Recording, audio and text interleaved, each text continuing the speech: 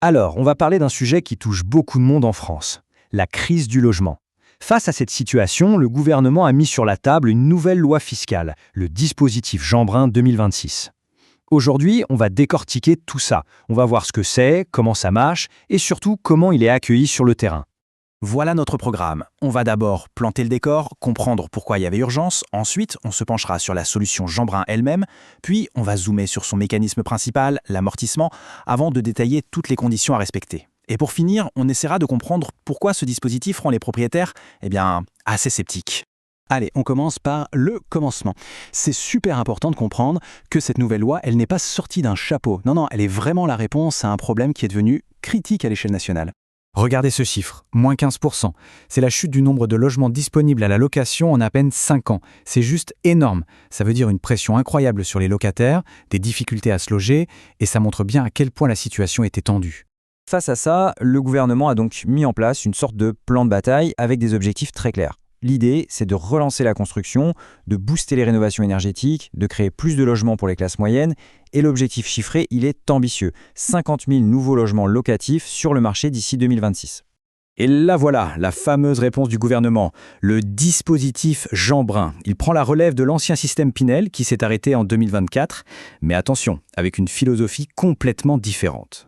Et c'est là que tout change. Le Pinel, c'était simple, on investissait et on avait une réduction directe sur sa feuille d'impôt. On payait moins, point final. Le Jeanbrun, c'est une autre histoire.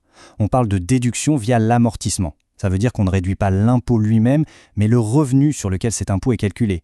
Pour la location de logements vides, c'est un vrai changement de paradigme fiscal. Alors, l'amortissement, c'est quoi exactement? C'est vraiment le cœur du réacteur de ce nouveau système. Pour faire simple, c'est le droit pour un propriétaire de déduire chaque année de ses revenus locatifs une partie de la valeur de son bien. C'est un peu comme si on considérait que le logement s'use. Ce mécanisme existait déjà pour les locations meublées, mais l'étendre aux locations nues, ça change complètement la donne. Bon, maintenant, rentrons dans le concret. Voyons comment ça marche vraiment pour un investisseur, avec des vrais chiffres. Ce qu'il faut retenir de ce tableau, c'est la logique derrière. Plus le loyer est bas, plus l'avantage fiscal est important. C'est un principe d'effort partagé. Pour un logement neuf, par exemple, le taux d'amortissement peut monter jusqu'à 5,5% si on accepte un loyer très social. Pour un bien ancien qu'on rénove, la logique est la même si les chiffres sont un peu différents. Le but est clair, inciter à proposer des loyers abordables. Allez, pour que ce soit bien clair, prenons un exemple. Imaginons un appartement neuf acheté 200 000 €. Première étape, on calcule la base sur laquelle on va pouvoir amortir. C'est 80% de la valeur parce que le terrain, lui, ne s'use pas. Ça nous donne 160 000 €. Deuxième étape, on applique le taux, disons 3,5% pour un loyer intermédiaire. On a donc le droit de déduire 5 600 € de ses revenus chaque année. Et au final, sur les 9 ans d'engagement, c'est plus de 50 000 € qui ne seront pas imposés. Passons maintenant aux conditions, parce que, bien sûr, un tel avantage fiscal, ça ne vient pas sans contrepartie. Et le cahier des charges est, disons, assez précis. Premier point, et il est important, les maisons individuelles sont exclues, que ce soit neuf ou ancien. Le dispositif veut clairement encourager la construction et la rénovation d'appartements dans des immeubles collectifs pour densifier. Deuxième exclusion, très logique, les locations meublées. Ce système est fait pour la location nue sur le long terme. Les meublés, eux, gardent leur propre régime fiscal que les connaisseurs appellent le LMNP. Et enfin, troisième point, on ne peut pas louer à sa propre famille, que ce soit ses parents ou ses enfants.